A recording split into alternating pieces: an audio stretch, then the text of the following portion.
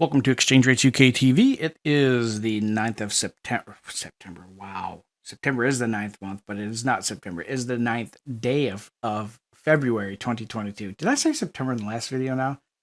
Oh, man.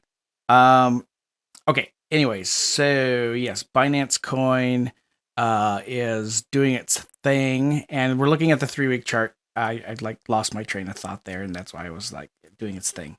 Okay, Span B is the most difficult level to cross above or below. It's the strongest area of support or resistance within the Ichimoku system. And if it's trading flat, if it's really flat on the chart, that really exacerbates its strength. And the longer it's flat, the more powerful that support or resistance is. In this case, this is a huge and very, very, very flat, lengthy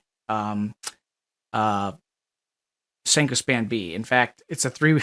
This is the weekly chart, and it represents, man, how many weeks is this? Like a year's worth, probably. Is it 52 weeks? Sorry, half a year.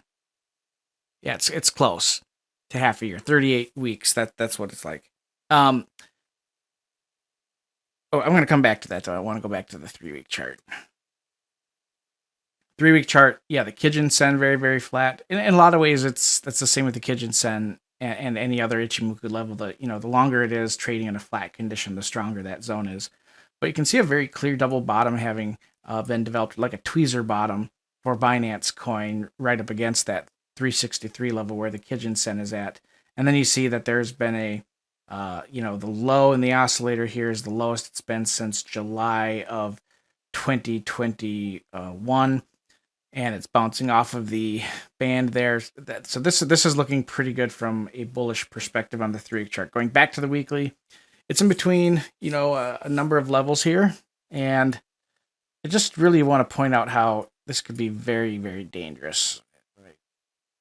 Make sure you can see what's going on here. So don't want it to be too squelched, otherwise it doesn't look like it makes sense. But below the weekly, Tenkan Sen, the Kijun Sen, not a horrible, thing, but it's still bullish because it's above the cloud.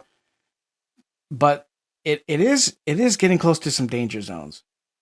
And if we want to keep it simple, Binance Coin could have a major price collapse if it closes at like 340 or below, because that'll put the weekly close below the cloud. But more importantly, it would put the lagging span / Chiku span below the bodies of the candlesticks and an open space. That would be the trigger for an ideal bearish Ichimoku breakout.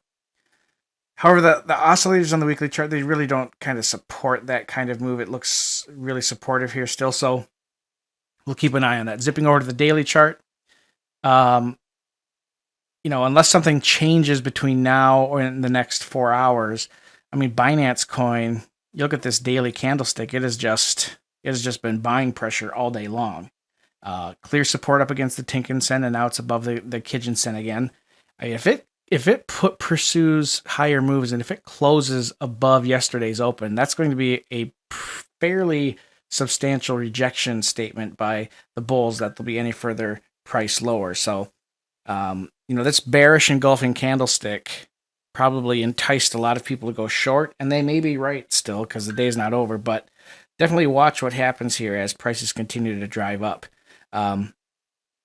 Really not interested from this perspective to go long yet until there's really waiting to see what happens as the lagging span or the / Chiku span, as it comes up to these candlesticks. I'm really interested to see where it will end up going, as far as is it going to pause at 500 or is it going to keep going up. So some areas to look at there.